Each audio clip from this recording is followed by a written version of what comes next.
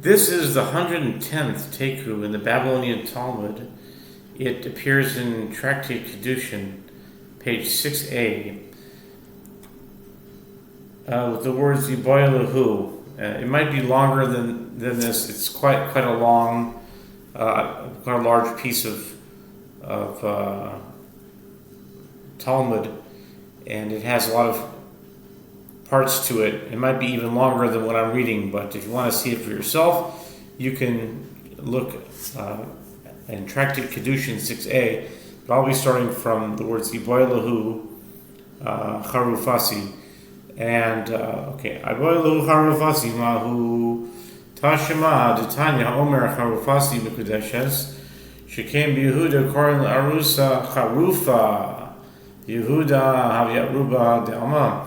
A dilemma was raised before the sages. If a man says to a woman, "You are hereby espoused, my espoused one," Charufati, Charufasi, in your pronunciation.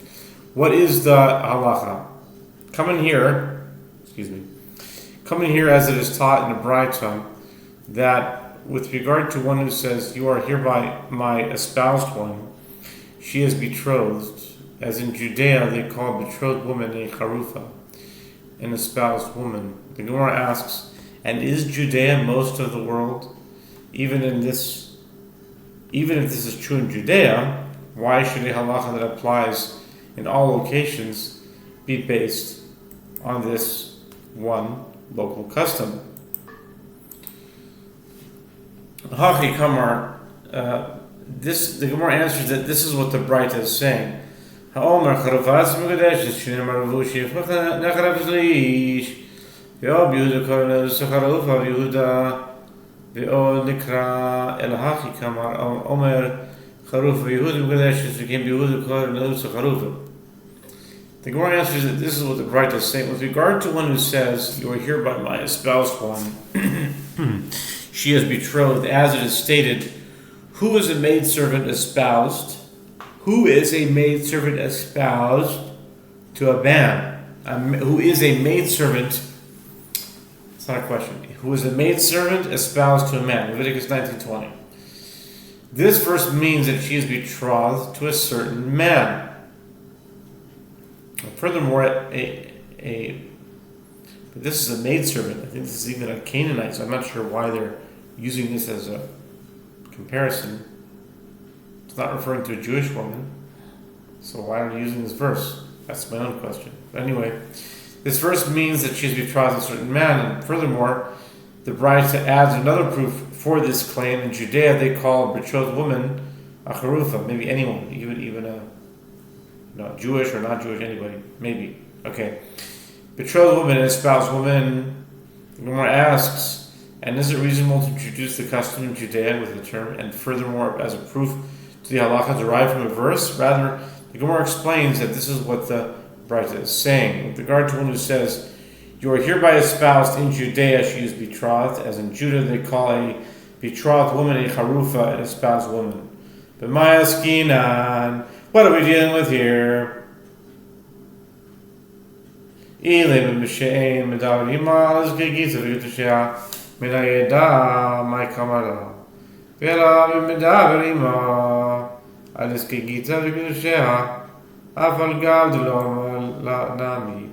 With what are we dealing if we say that these dilemmas are referring to a case where he was not speaking with her about matters of her bill of divorce or her betrothal, but suddenly issued this statement to her? From where does she know what he is saying to her? Out of context, these statements are not necessarily referring to betrothal.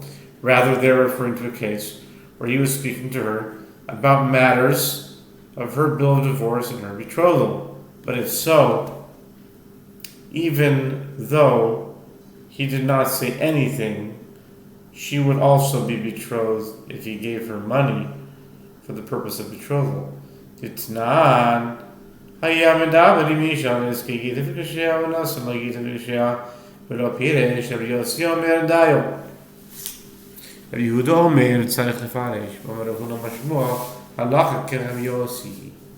As we learned in the Mishnah in Maser Sheni 4:7, if one was speaking with a woman about matters of her bill of divorce or her betrothal, and he gave her a bill of divorce or her betrothal, meaning the money or a document of betrothal, but did not clarify his action. Rabbi Yossi says this is sufficient for him, meaning it is valid. It is a valid divorce or betrothal because she will understand his intention from the context.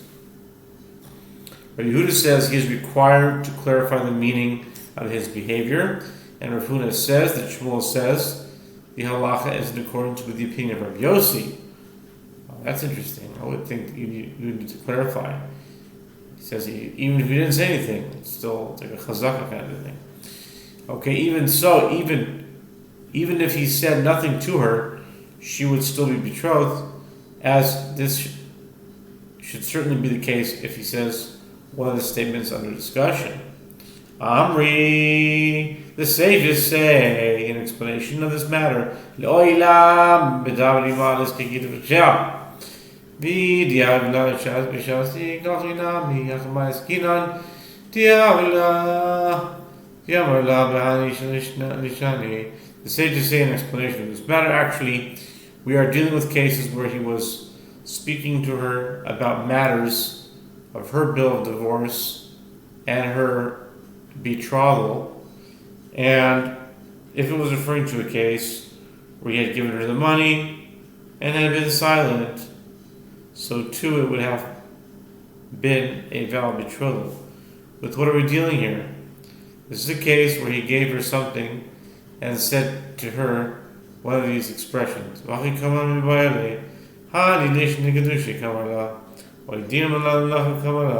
Taiku. And this is the dilemma raised before the sages. These expressions, did he say them to her for the purpose of betrothal, or perhaps he said them to her for the purpose of labor? He might have intended to hire her, withdrawing his previous intention to betroth her. In other words, his statement in conjunction with his giving of an item renders the meaning of the expression less clearer than if he had remained silent. The Gemara leaves most of these issues unanswered and states that the dilemmas shall stand unresolved. This is a very unusually long Taiku, and I think that was just each one was connected to the next. It had to. It might even be longer than this, but anyway, this is another question that we need to wait until, or set of questions that we need to wait for the Messiah to come, and Elijah the prophet will answer the question. Why Elijah? I don't know, but that's that.